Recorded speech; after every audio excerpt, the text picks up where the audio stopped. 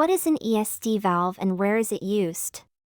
An ESD, emergency shutdown valve, is a fail-safe, on-off valve that automatically isolates a process section during emergencies to protect personnel, assets, and the environment.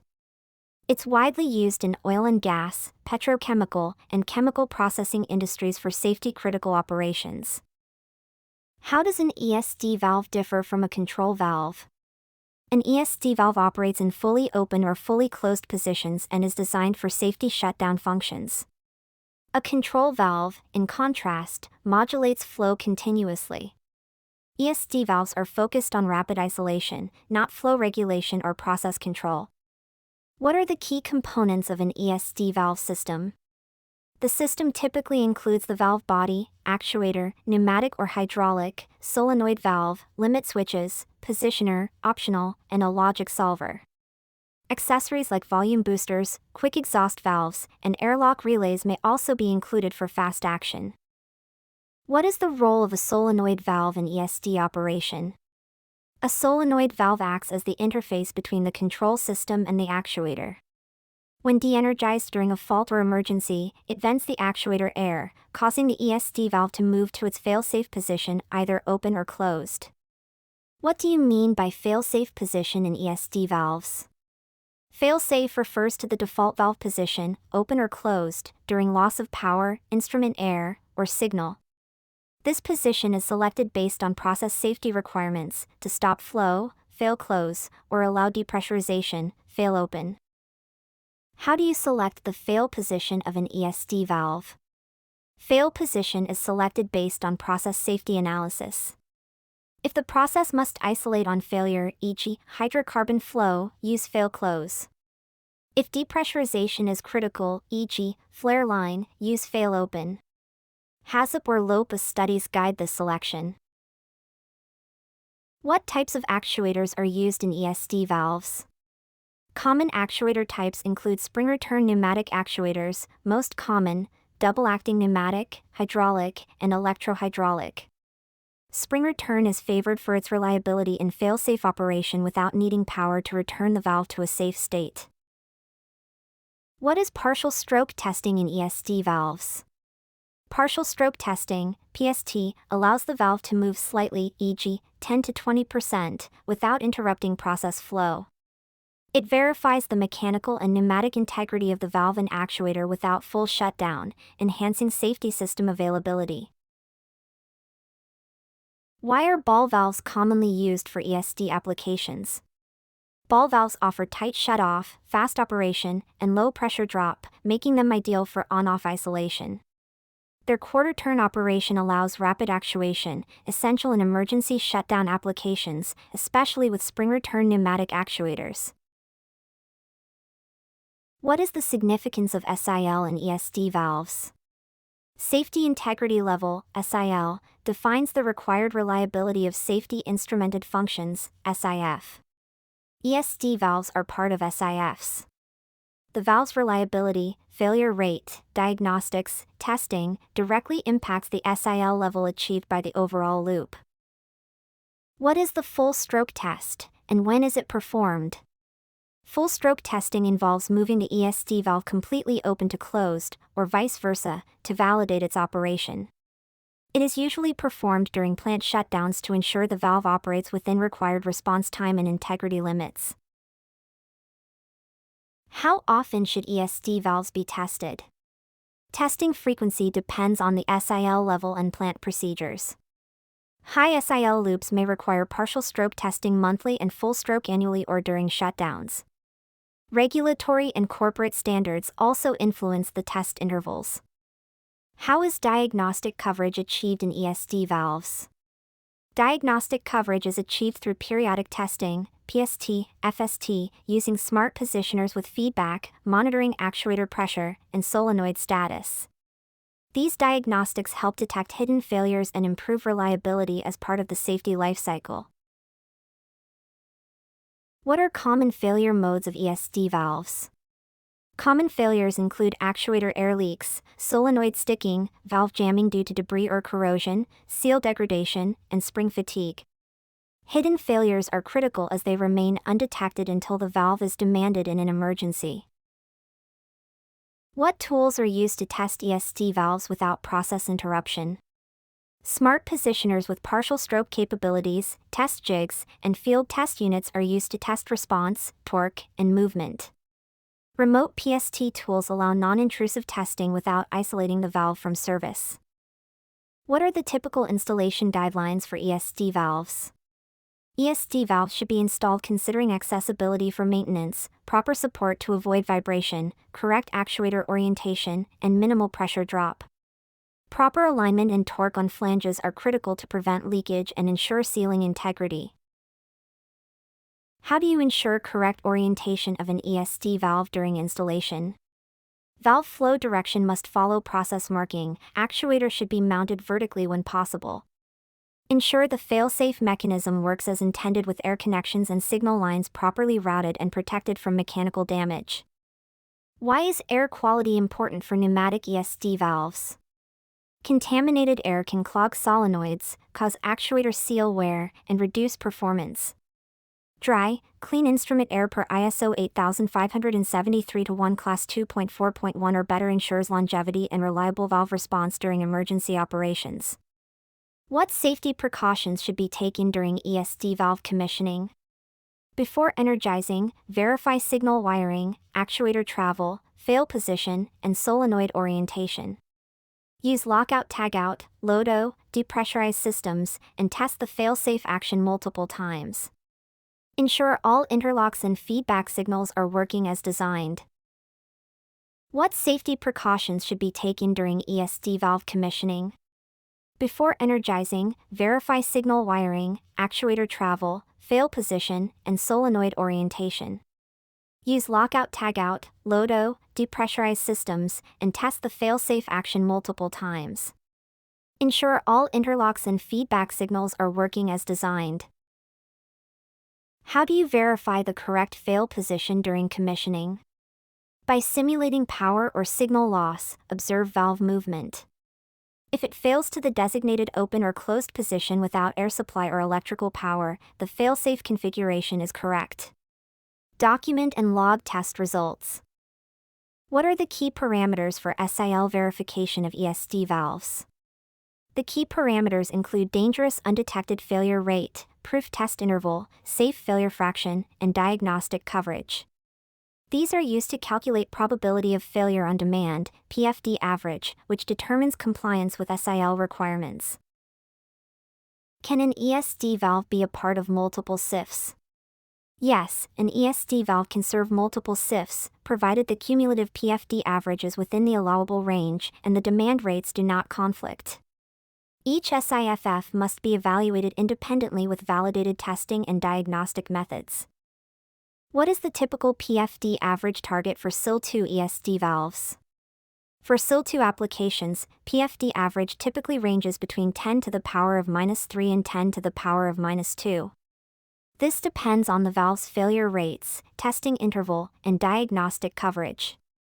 Vendors often provide FMETA reports to help with PFD average calculations.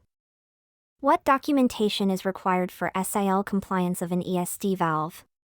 Required documents include FMEDA reports, proof test procedures, diagnostic capabilities, failure rate data, installation guidelines, safety manuals, and test records.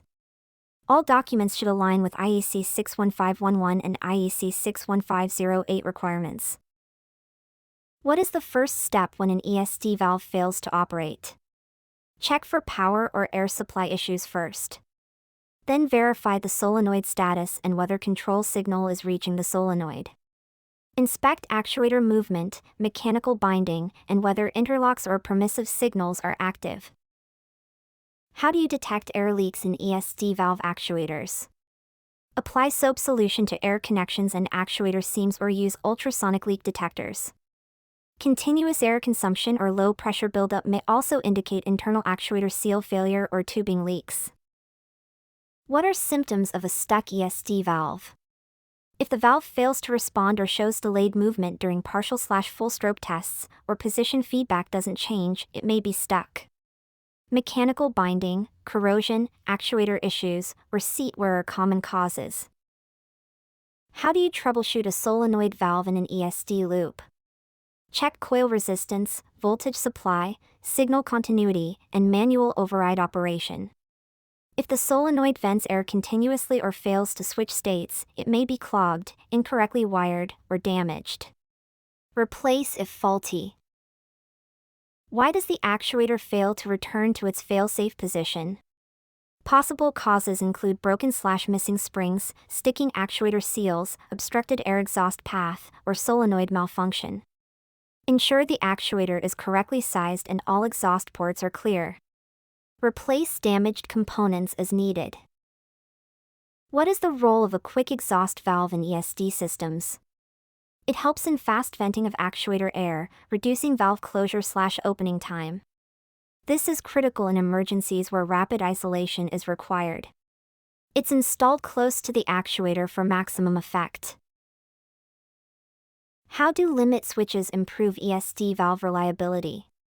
Limit switches provide position feedback, open/close, to the control system. They help verify actual valve status, enable diagnostics, and assist in initiating alarms if the valve doesn't reach the desired state within a time limit. What is an airlock relay and when is it used in ESD valves? Airlock relays maintain actuator pressure during air supply failure, holding the valve in its last position. It's used when the process demands position retention rather than fail movement during air loss. Why are double solenoid arrangements used in ESD valves? Dual solenoids are used for 2 out of 2 logic or redundancy to increase safety and reliability. Both solenoids must be de-energized for shutdown, which minimizes false trips and improves diagnostics during regular operation. Can you use positioners with ESD valves? Yes, smart positioners with PST capability are often used in ESD valves for diagnostics. While traditional positioners are not required for on-off service, smart ones allow monitoring and partial strobe testing without affecting process continuity. How do you size an actuator for an ESD valve? Sizing is based on valve torque requirements, process pressure differential, fail action, spring to close or open, and safety margin, typically 1.5 times to 2 times.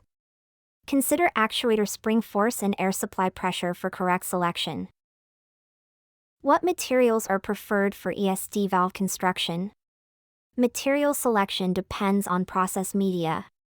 Common options are stainless steel, carbon steel, or exotic alloys like Monel or Inconel for corrosive environments. Trim and seat materials are chosen for sealing and chemical compatibility. What seat designs are common in ESD ball valves? Soft seats, PTFE, Devlon, etc., provide bubble-tight shutoff but may degrade in high temperature. Metal seats are used for high-temp or abrasive services. Fire-safe designs often combine both to ensure post-fire sealing. Why are fire-safe certified valves required in ESD applications? To ensure the valve can still isolate the process even after exposure to fire. Certifications like API 607 or ISO 10497 mandate the valve must retain sealing ability after being subjected to direct flame for a specific period. What is the typical stroking time for ESD valves? It ranges from 1 to 5 seconds depending on size, actuator type, and air supply. Faster stroking is often preferred in emergency scenarios, but must be balanced against mechanical shock and system stability.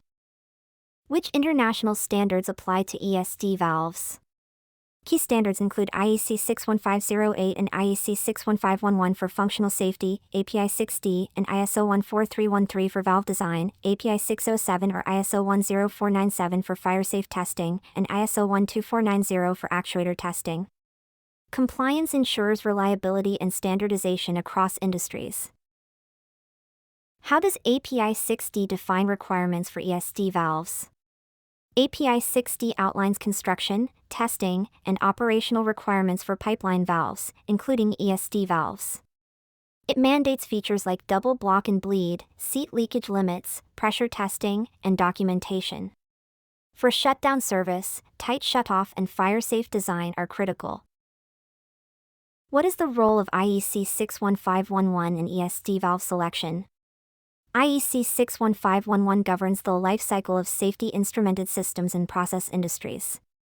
It ensures ESD valves meet functional safety targets, including SIL verification, proof testing, failure rate assessments, and integration with logic solvers and sensors in a SIFL loop. Why is fire-safe certification mandatory for ESD valves in hydrocarbon services? In the event of a fire, ESD valves must isolate flammable media to prevent escalation.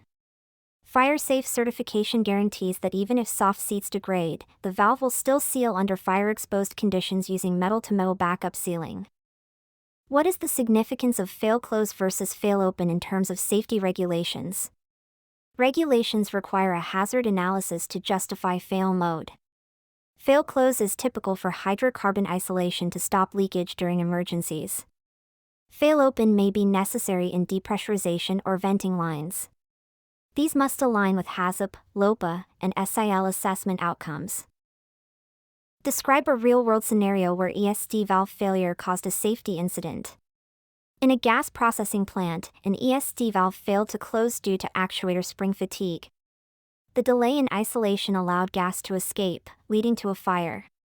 Root cause analysis revealed that proof testing was overdue and diagnostic alerts were ignored. How do you handle ESD valve failures in remote offshore platforms? Offshore platforms rely on remote diagnostics and redundant systems. Smart positioners with PST and feedback alerts enable early failure detection. Scheduled helicopter visits are minimized by integrating ESD valves into centralized control with predictive maintenance data from field instrumentation. What precautions are taken when ESD valves are used in cryogenic service? Cryogenic ESD valves require materials like stainless steel or Inconel that retain toughness at low temperatures. Seals must resist contraction, and extended bonnets prevent stem freezing. Actuators should be sized to overcome higher torque due to valve freezing risks. How do you differentiate between an ESD valve and a blowdown valve?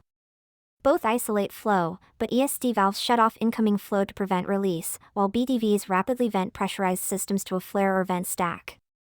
BDVs are fail-open, whereas ESD valves are usually fail-close, depending on the process safety design. What are the future trends in ESD valve technology? Emerging trends include integration with digital safety systems, IoT-based predictive maintenance, non-intrusive diagnostics, electric fail-safe actuators, and AI-enabled condition monitoring. Enhanced diagnostics and remote testing improve reliability, reduce downtime, and support Safety 4.0 initiatives in process plants.